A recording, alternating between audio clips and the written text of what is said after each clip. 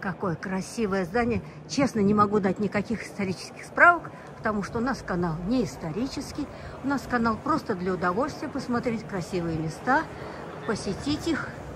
Поэтому вот так. Валя. Хорошо.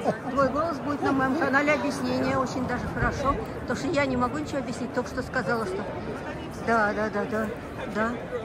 Стоят люди, отдыхают, вышли. Закончился рабочий день. Народ расслабляется, пьет пиво. Здесь это все нормально.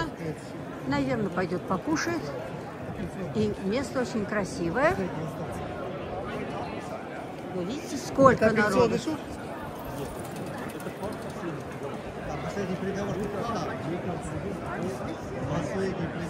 Последний приговор.